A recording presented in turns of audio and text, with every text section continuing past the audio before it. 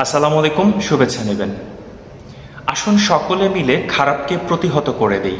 খারাপ কখনোই আমাদের কারো জন্যই মঙ্গলজনক বা ভালো বয়ে আনে না। সমাজে অনেক কিছুই খারাপ আছে, আমি কাউকে মেনশনও করব না, কোনো নির্দিষ্ট সেক্টর নিয়ে কথা বলবো না।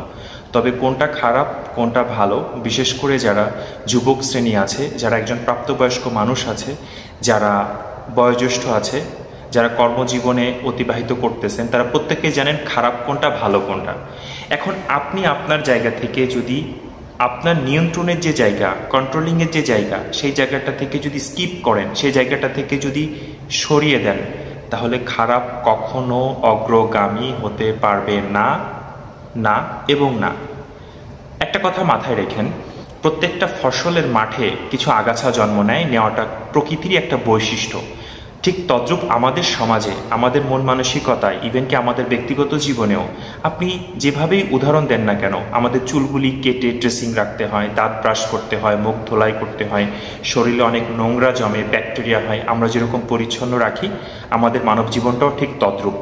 খারাপ, নোংরামিতা, নোংরা, টক্সিক পিপুল এরা আসবেই, আসতে প্রকৃতির নিয়ম অনুযায়ী সেটা ঠিকই আছে। কিন্তু একটা কথা মাথায় রেখেন, এদেরকে আমরাই কিন্তু নিয়ন্ত্রণ করি, আমরাই কিন্তু এদেরকে প্রমোট করি। আমরা যদি আমাদের চিন্তাশীলতাকে, আমাদের ভালো ব্যক্তিত্বকে যদি সামনে এগিয়ে নিয়ে যাই এবং এদেরকে যদি আমরা প্রতিহত করি, কারণ পুরো পৃথিবীটা এখন নেট জগতের মাধ্যমে বা পুরো ইন্টারনেট সার্কেলের যেহেতু একটা বিস্ফোরণ ঘটে গেছে এবং পুরো পৃথিবী একটি রিমোট কন্ট্রোলের মাধ্যমে আসলে পরিচালিত। আপনি ক্লিক সেখানেই করেন যেটা ভালো কোনো কিছু প্রমোট করে, যা মানুষ এবং সমাজের জন্য কল্যাণকর, যারা খারাপ কিছুকে ছড়িয়ে দিচ্ছে। এবং আমি যতটুকু আমার ক্ষুদ্র জ্ঞানে, সৃষ্টিকর্তা আমাকে যতটুকু ক্ষুদ্র জ্ঞান দিয়েছে, আমি দেখলাম যে প্রায় 96-7% পাবলিক আসলে যেটা নোংরা, অসামাজিকতা, নোংরামতায় ভরপুর, এই বিষয়গুলিকে কোনো না কোনো ক্রমে কোনো প্ল্যাটফর্মে বুস্টের মাধ্যমে ঠিকই কিন্তু ওই জায়গাতে মনোযোগ আকর্ষণ করছে এবং এটাকে ফানি পর্যায়ে নিয়ে যাচ্ছে।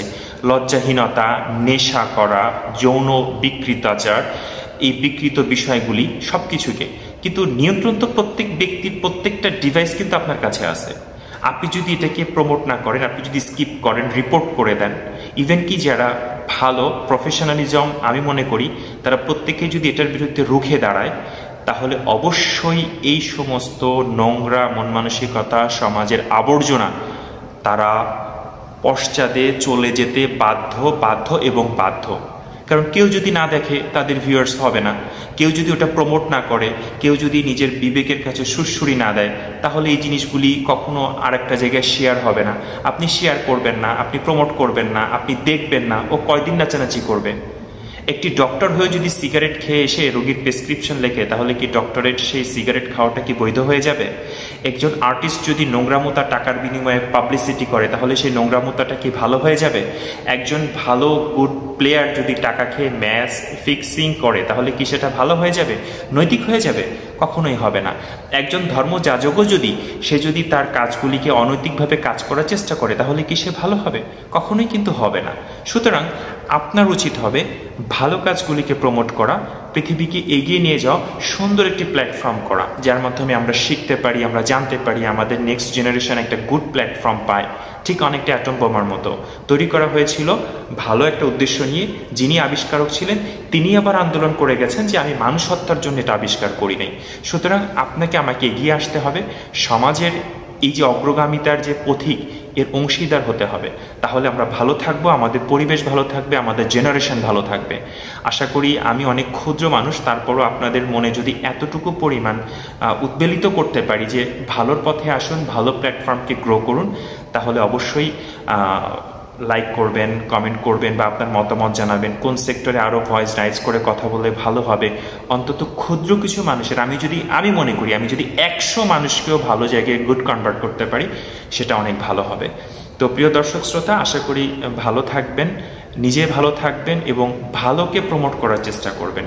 যা কিছু অনৈতিক আপনি কিন্তু বুঝেন, আপনাকে আলাদা করে ট্রেন আপের কোনো প্রয়োজনে, আপনি যদি বোঝেন যে এই জিনিসটা খারাপ হচ্ছে, এটা আমার ব্যক্তি হিসাবে ভালো, কিন্তু ব্যক্তি ভালোকে চর্চা করতে গিয়ে আপনি কিন্তু খারাপকে প্রমোট করে দিচ্ছেন, ওই লোকটাকে আরও বেশি অনেক লোকের কাছে ভিউয়ার্স বানায় দিচ্ছেন, ভিউ করার সুযোগ করে দিচ্ছেন।